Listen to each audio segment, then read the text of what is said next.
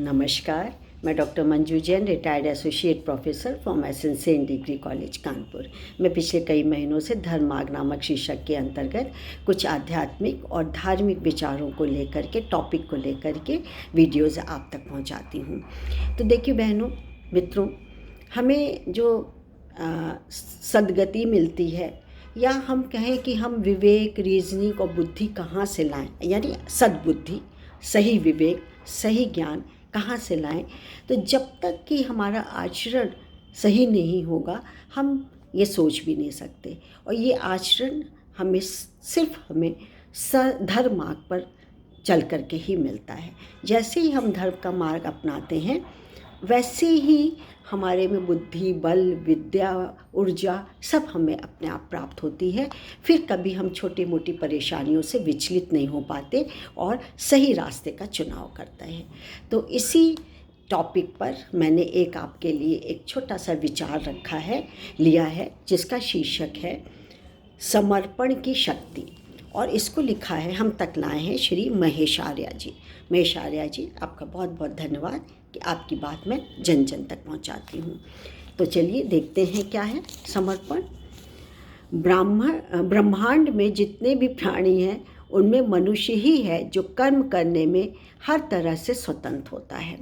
इस आज़ादी की वजह से मनुष्य जैसा भी अच्छा बुरा कर्म करता है या करना चाहता है, कर लेता है, लेकिन अपने कर्मों के फल पर उसका कोई अधिकार नहीं है। मतलब फल पर, कर्म पर तो है लेकिन फल पर अधिकार नहीं है। मतलब जिस तरह से विद्यार्थी को परीक्षा देने के बाद परिणाम आने तक उस पर उसका कोई अधिकार नहीं होता, वही स्थिति मनुष्य के कर्मों की होती है। जितना बेहतर कर्म हम करेंगे, उतना ही बेहतर हमारा परिणाम होगा। लेकिन बात इतनी सी नहीं है। वेद में कहा गया है, हे परमात्मा, मैंने आपको साक्षी मानकर कर्म किया है, इसलिए जो कुछ भी अच्छा बुरा हुआ हो वह सब आपको समर्पित है। यह समर्पण ही मनुष्य को कर्मों की आसक्ति से छुटकारा दिलाता है।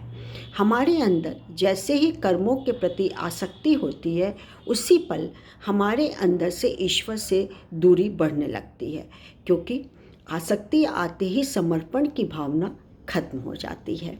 और इस आसक्ति के मोह पाश में फंसकर हम न जाने क्या क्या अनर्थ तक कर बैठते हैं। इदम न मम, यानी आपकी दी हुई वस्तु आपको सादर समर्पित, तेरा तुझको अर्पण, क्या लागे मेरा।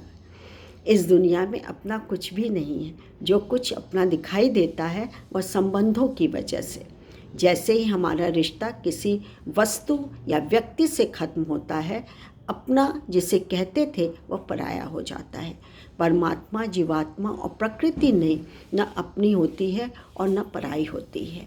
ये तीनों सत्ताएं शाश्वत और अजर, अमर और लौकिक रिश्तों के दायरे से ऊपर है। जब साधना के जरिए हम इनसे जुड़ते हैं, तो यह जुड़ाव लौकिक दुनिया के संबंधों से एकदम अलग और अद्भुत होता है।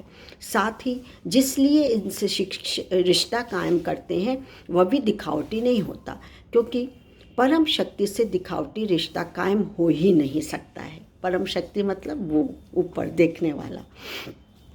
जब हम उसे समर्पित करके कर्म करते हैं, तो हमारी नहीं बल्कि ईश्वर की इच्छा से हमारा कार्य आगे बढ़ता है। समर्पण से हम परमात्मा के होकर रह जाते हैं और परमात्मा हमारे हो जाते हैं। और जहाँ परम पिता स्थित हो जाते हैं, वहाँ न कोई दुर्गुण बसा रहता है और न वासनाएं। जिन अहंकारों और रागात्मक संस्कारों की वजह से हम खुद को विराट समझते थे, वहाँ लगने लगता है कि इतने बड़े ब्रह्मांड में हमारी स्थिति एक कण जैसी भी तो नहीं है। यह है समर्पण का परिणाम।